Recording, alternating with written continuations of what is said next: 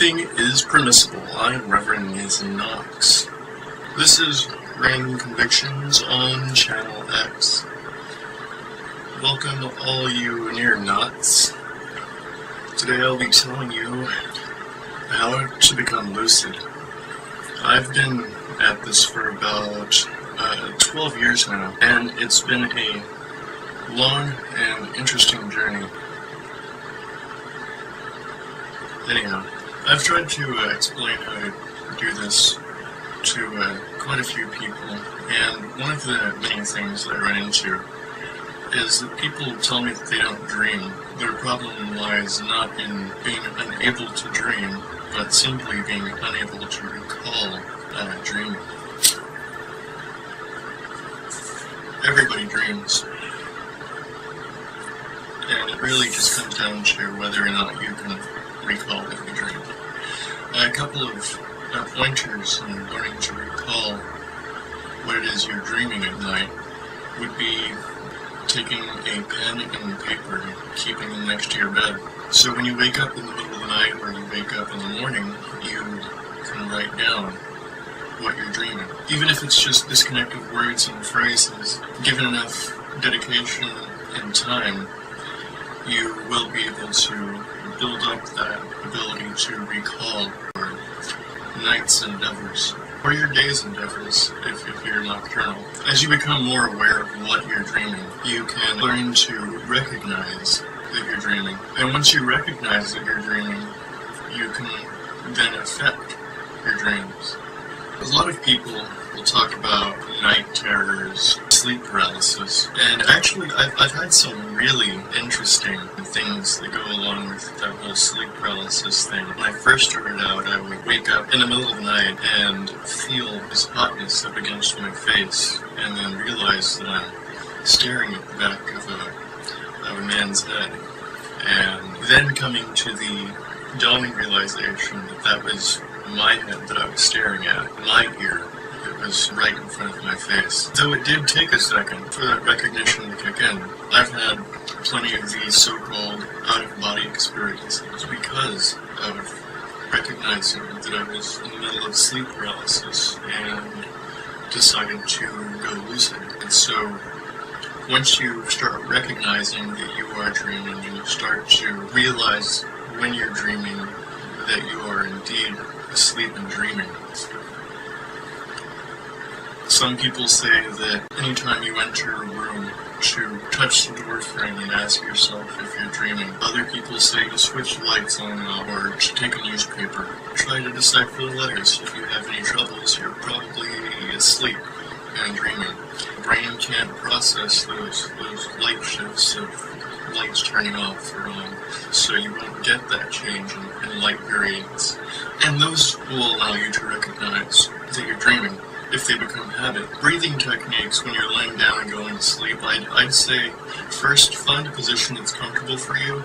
A lot of people say starting out laying on their back works great, and as they go further in, they find they can sleep on their stomach or on their side. I've heard people say they start out sleeping on their side and they've had no problems doing it any other way. I say get comfortable. Lay on your back if you have to. Sometimes that's a little more comfortable for people.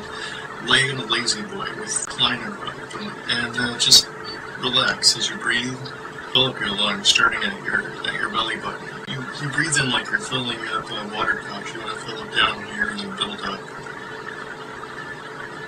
And then you release. Breathe in with your nose, release with your mouth. You start taking deep breaths, and as you're laying back like that, try to relax your muscles a little.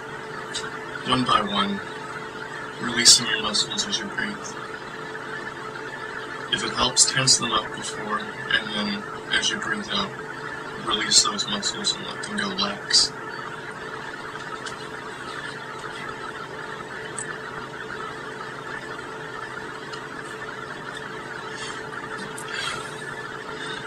Let your mind wander, let your mind start to just fuzzify, let it drift, let go of all that stuff from the day. You focus on your dream time and only on your dream time. maybe even start to imagine what this new dream life will contain and what you will experience and who you will meet. Focus on that before you go to sleep. And as you go to sleep, sometimes you'll start to get this feeling. And this is what a lot of people wake up to when they enter their sleep paralysis. I'll agree with anyone who's had it before. But it can be damnably terrifying if you don't know what the fuck is going on. But you'll feel it. Some people say they see it. Some people say that they hear it. Most certainly, you will feel it. It's a vibration, this rumbling, this light, this electric explosion reverberating from the top of your head down to your feet and back up. And you can, if you concentrate on it, control just how those waves pass over you. But now this is the clincher. If and when these do happen, you don't freak out.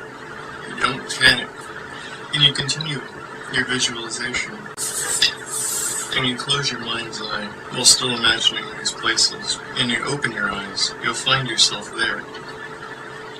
And when I say some of these are tricks to learning how to become more lucid, I really, really want you, if you're serious about this, to take that and apply it to your life. And really wonder all the time whether or not you're asleep or awake.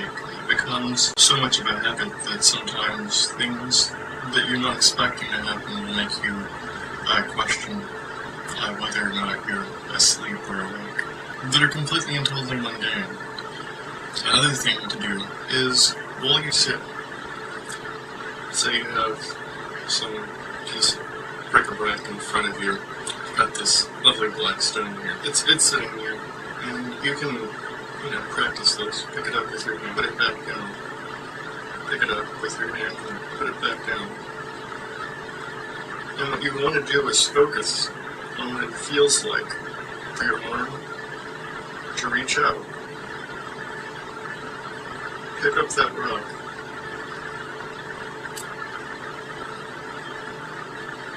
And put it back down. The awareness of those steps, consciousness of those actions, can allow you greater ease of motion while in a lucid state. Sometimes people run into the problem of being stuck or immobile. Simply learning how to will your mind to mimic those same functions without actually moving is worlds of help. And if you do, by chance, happen to move this and you find yourself fully awake, contact me. Contact me. And let me know what you do differently.